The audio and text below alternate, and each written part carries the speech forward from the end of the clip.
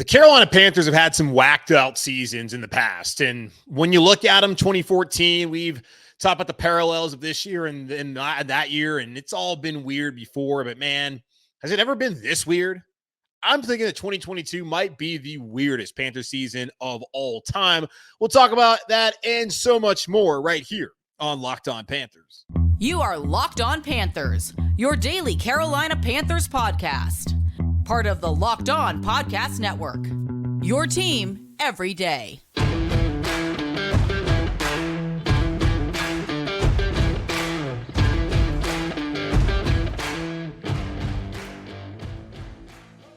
Welcome into another edition of the Locked On Panthers podcast, a part of the Locked On Podcast Network. I'm your host, as always, Julian Council, talking Carolina Panthers with you every Monday, Tuesday, Wednesday, Thursday, and oh yes, Friday. Your team every day. That's our motto here on the Locked On Podcast Network. Make sure to watch this show and subscribe to our show over on our Locked On Panthers YouTube channel. We're following every single Carolina Panthers game. I am there live, breaking it all down. Now, if you ever miss any of those live episodes, it's okay. Every single Panthers show is right there in your podcast feed. Just make sure to rate, review, and subscribe so you never miss a single edition of Locked On Panthers. And be sure to follow me, Julian Council, at Julian Council on Twitter, because every single Friday, I answer your weekly Friday mailbag questions here on the show. So to participate in this week's edition of the weekly Friday mailbag, either at me or you can DM me over on Twitter at Julian Council. Today's episode of Locked On Panthers is brought to you by Ultimate Football GM. Ever dreamed of becoming an NFL general manager and managing your own football franchise? Then this is the game for you. To download the game, just visit ultimate-gm.com or look it up in the app stores. Our listeners get a 100% free boost to their franchise when using the promo code Locked On. That's in all caps, Locked On. Use that promo code to get ultimate-gm.com and 100% free boost. I had the pleasure and the fortune to fill in for my buddy Kyle Bailey over at WFNZ, the local sports radio station here in Charlotte, on Tuesday. And it's nice to go out there, talk to some people through the audience live. Like, I love doing a podcast, but I love the live interactions. Of course, I could do more live shows on YouTube if I wanted to, but I like to do the live interactions that you get with radio and also get to put my brain together with other people in the room to kind of come up with topics. And it certainly made this show a lot easier today. Because honestly, y'all, I woke up Tuesday morning, because I always record the day before, and didn't really know what I was going to talk about for Wednesday's show. But I kind of got the gears churning, and I feel like I got a good show for you. So it was nice to get there to talk about the Panthers and kind of go through what we've seen this season. And I honestly look at this year, and this feels like the weirdest Panthers season we've ever had. And I kind of broke it down based off of some of the events. And you go back to the dates.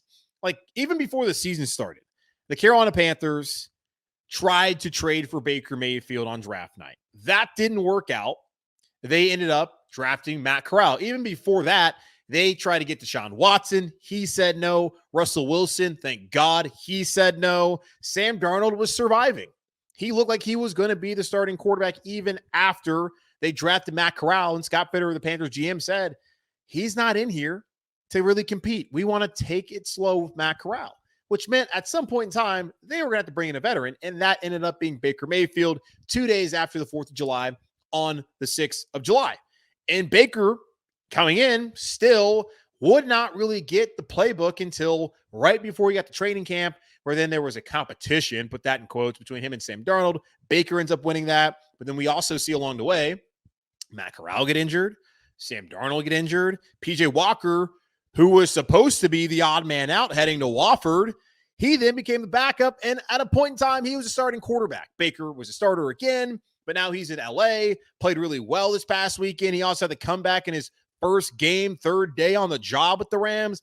That's how weird this season has been. It's been so weird that there are now multiple stats out there. Let me pull up my phone. There are multiple stats out there about Sam Darnold being one of the best quarterbacks in the NFL since he took over as the starter. Benjamin Solak of The Ringer said that since Sam Darnold took over as a Panther starter, they are second in EPA per play on offense. That's expected points added. Also, Matt Harmon of Yahoo said that Sam Darnold leads the NFL in adjusted yards per attempt since week 12.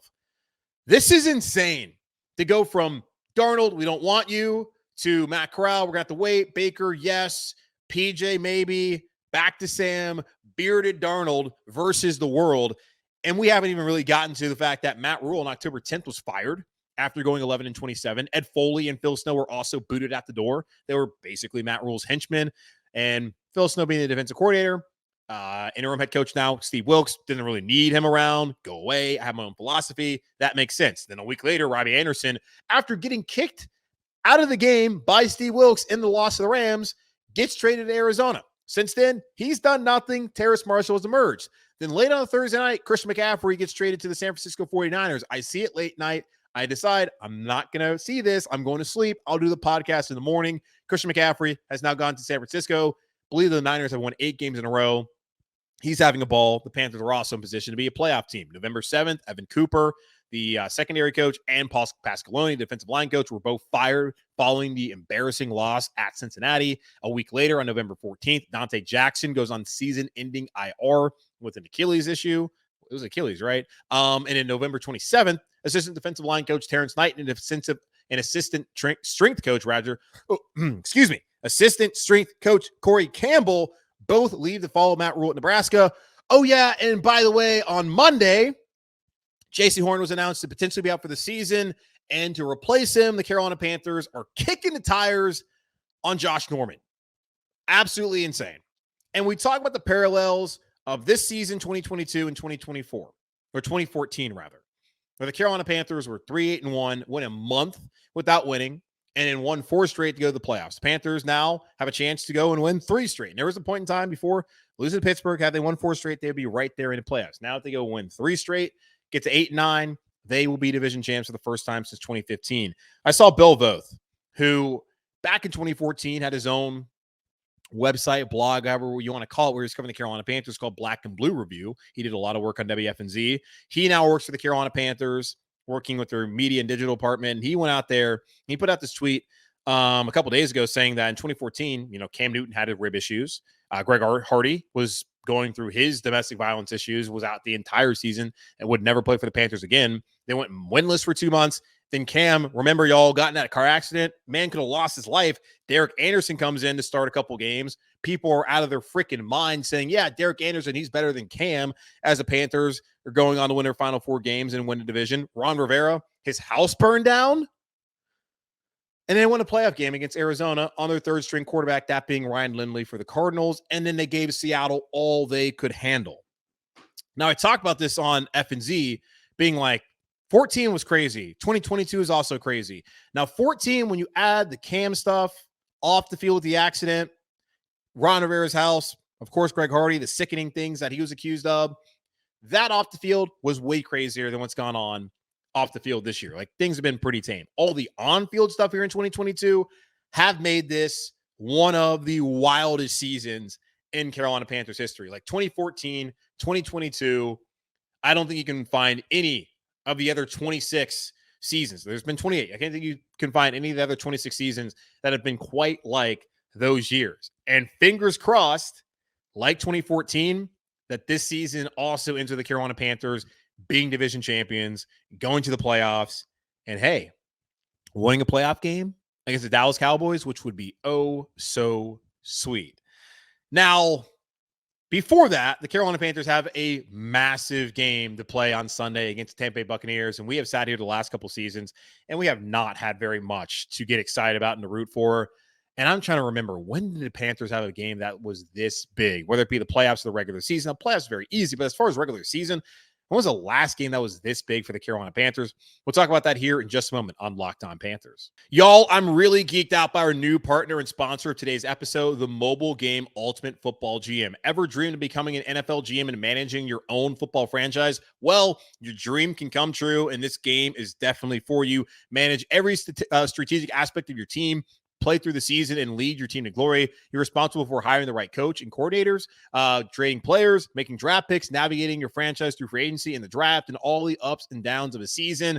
All of this in a challenging and realistic gaming world. Ultimate Football GM is completely free and playable offline. Play on the go and as you want and when you want as well. Locked On Panthers listeners getting 100% free boosts to their franchise when using the promo code Locked On in the game store. That's Locked On in all caps, so make sure to check it out today. To download the game, just visit ultimate-gm.com or look it up in the App Store. That's ultimate-gm.com. Ultimate Football GM. Start your dynasty today. So this has been one of the weirdest seasons in Carolina Panthers history. This in 2014, I don't really know that there's any other seasons that have been quite like those two seasons. The fingers crossed the Panthers end up winning the division and go win a playoff game just like they did in 2014. And of course, Steve Wilks was here. Now the players are different. Outside of J.J. Jansen, who is the longest tenured Carolina Panther and has played more games than anybody in Carolina Panthers history. Congrats to J.J., my favorite Carolina Panther, of course, and the entire team on what they've been able to do the last couple of weeks. So all that's great as far as how weird the season has been and the fact that they've been 5-5 since they fired Matt Rhule, they being David Tepper.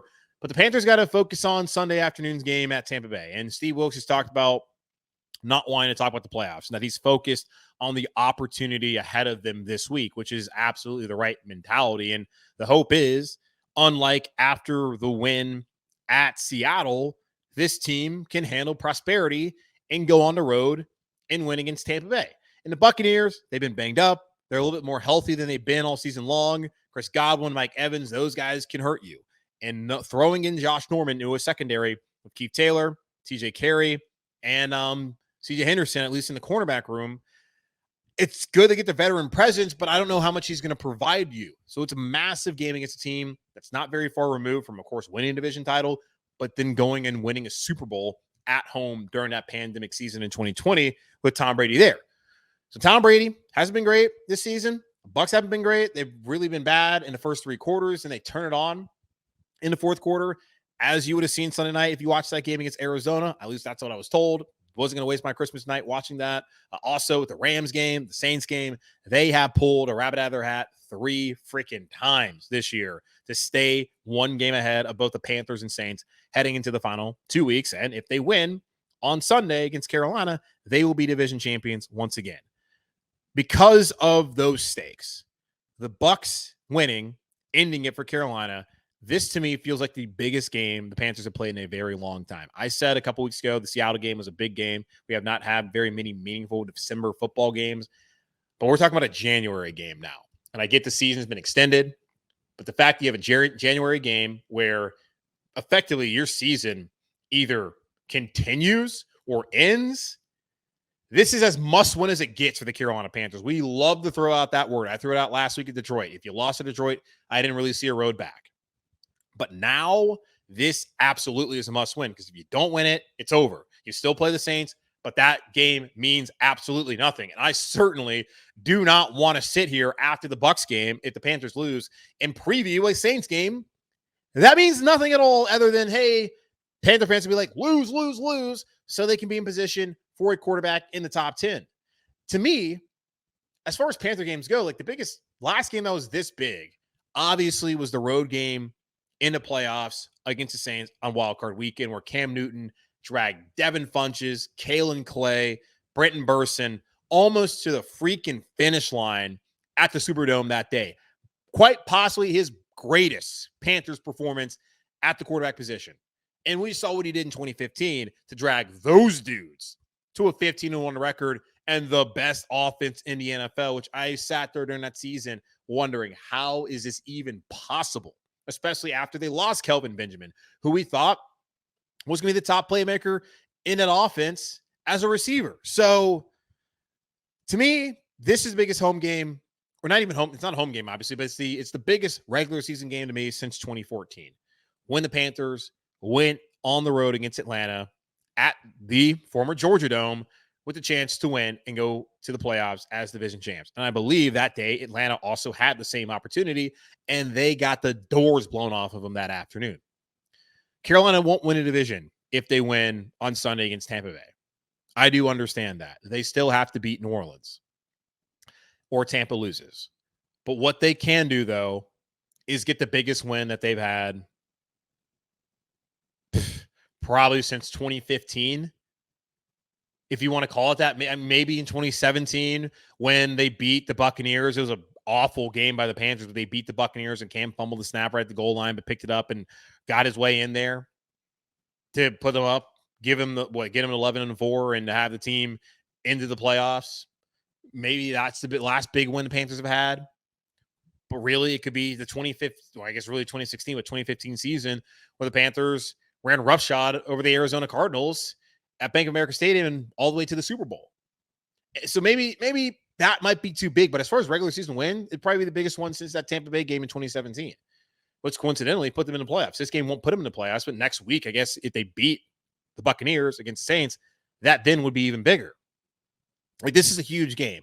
And I wonder where Panther fans are right now to at least have a week where it's weird because it's the holiday season. I don't know how locked in people are into the game right now.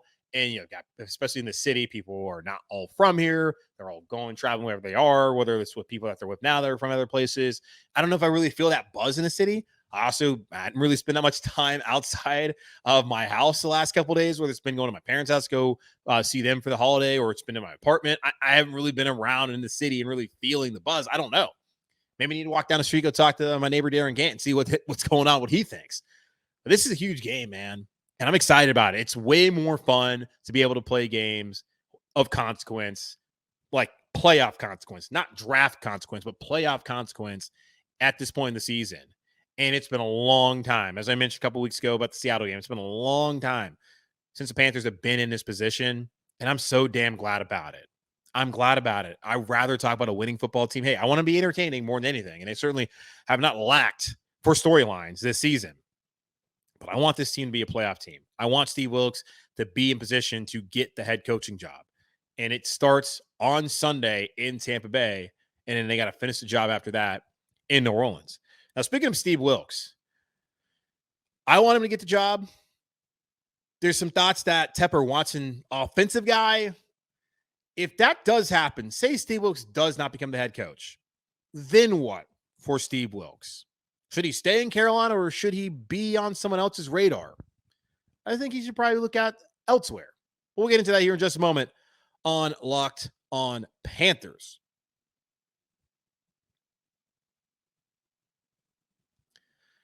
This episode is brought to you by Audible. Audible is releasing a slate of new football podcasts that we're sure you're going to love. That's why you'll be able to find an episode from the league available as a bonus episode on Locked On NFL, narrated by Super Bowl champion and legendary smack talker Richard Sherman and sports broadcaster and rising star Taylor Rooks. The League is an 8-part docuseries about the most bizarre, inspirational, and unlikely stories connected to America's favorite sport, pro football.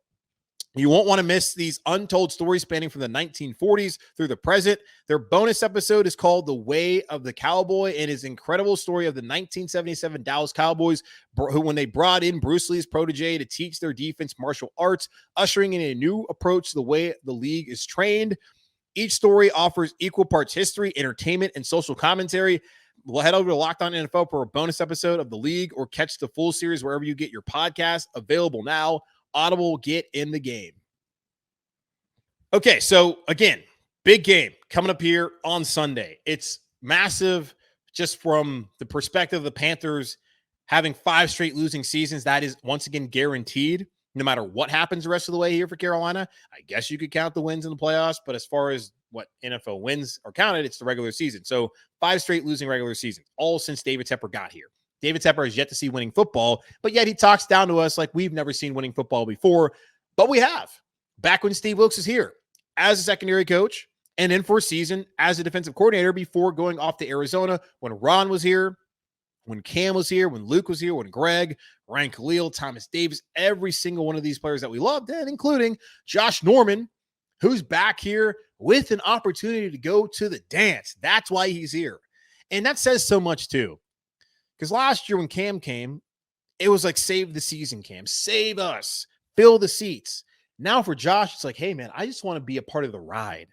And that says so much about what Steve Wilks has been able to do to turn this team around and the foundation that's been set by general manager Scott Fitter. And you can also maybe credit even Rhule a little bit for the guys that have been drafted, like the Jeremy Chitts. Brian Burns was before them, but Brian Burns. And then what Shaq Thompson will be able to do, be able to find a guy like Frankie Luva, who's been really good this year.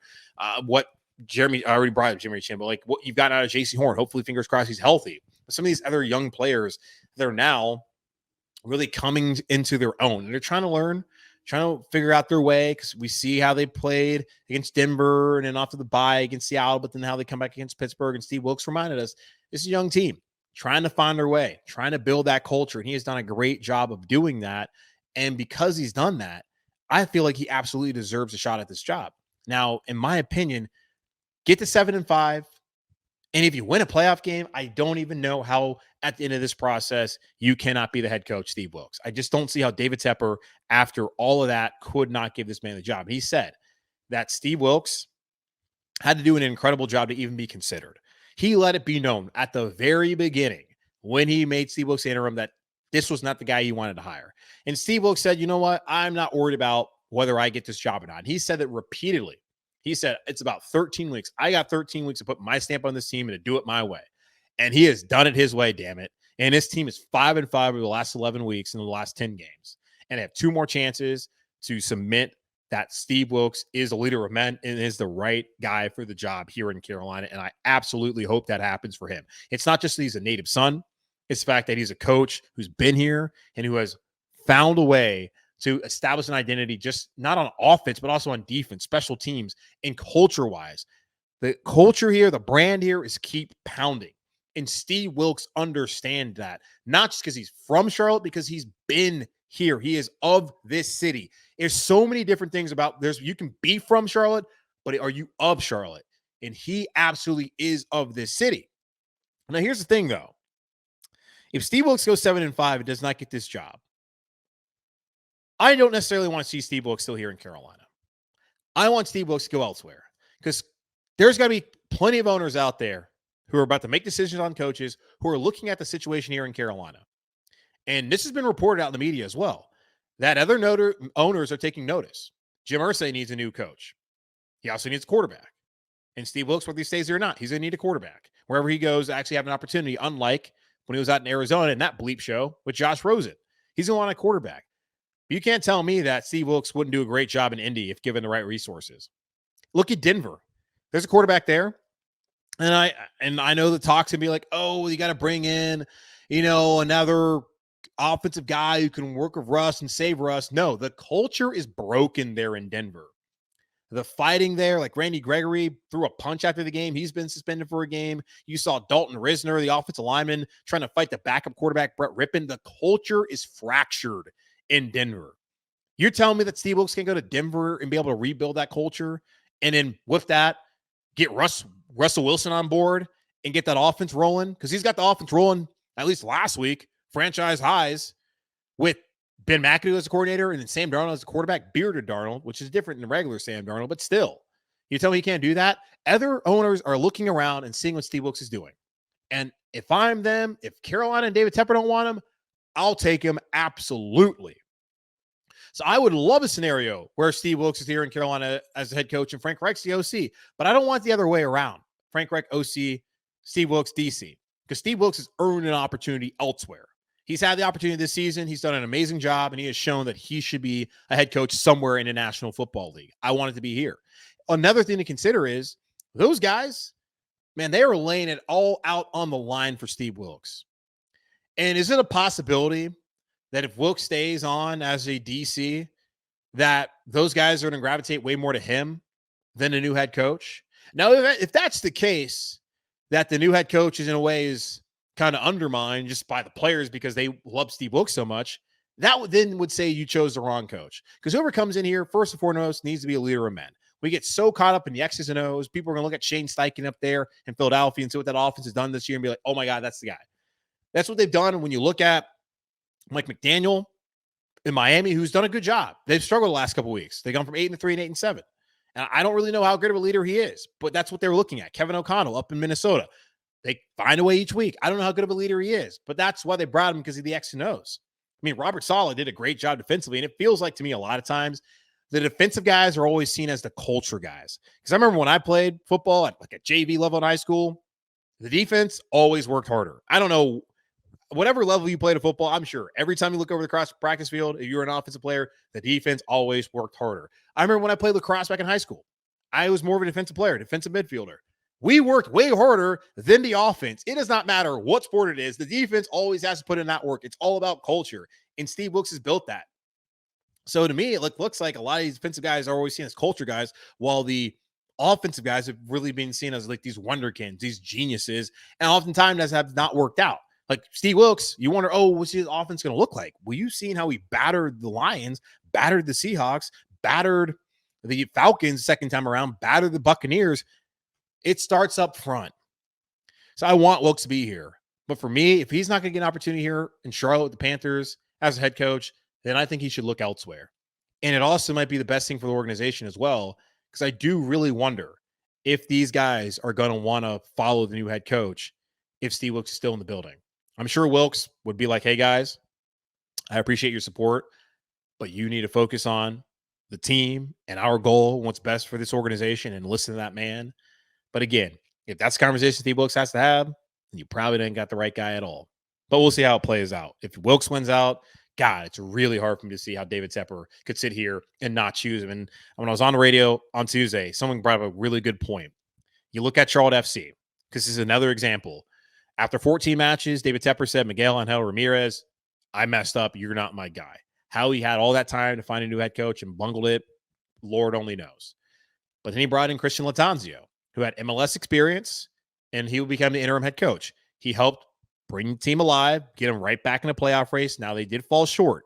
But what happened after the season? They decided that Latanzio was the guy for them because of the culture they were trying to build, because it's still a new franchise, an organization, club that are trying to find their way. Let's get that guy who helped galvanize the team, who helped get these players back on board. So David Tepper already did that with the soccer team. Now, the NFL team, the Panthers, that's always going to be way more important than the soccer team here in town. Can he do the same thing again and recognize that Steve Wilks, the culture that he's built, that this is the right guy for now? Is he the best option available? Maybe not. But is he the right guy? Right now, it feels that way. Latanzio, so many guys out there in the world that probably are better managers than him. But for Charlotte FC, he's the right guy right now. And that might be the case for Steve Wilks. I'm not going to say Steve Wilks can be here for 8-9 years like John Fox and Ron Rivera. But for right now, he feels like the right guy. And if you build around him, let's see what he can do. Because certainly he's done a lot with a little this year in 2022. All right, that's going to wrap up this edition of the Locked On Panthers podcast, a part of the Locked On podcast, hosted by yours truly, Julian Council. Again, y'all be sure to watch the show, subscribe to the show over on our Locked On Panthers podcast over on YouTube, and be sure to check out the podcast wherever you listen to your favorite podcast. Just rate, review, and subscribe, and follow me on Twitter at Julian Council, where every single Friday I answer weekly Friday mailbag questions. Haven't gotten a lot yet, guys, so go ahead and gals, get those questions in at Julian Council. DM me right now. Okay. In the meantime, though, be safe, be happy, be whole. As always, keep pounding. And I'll talk to y'all on Thursday as will be yet another Locked On NFL crossover Thursday brought to you by Prize Picks. And not sure whether it's going to be David Harrison or James Yarko, but it's going to be one of those guys from Locked On Bucks as we break down the battle for the NFC South Division title on Sunday here on Locked On Panthers.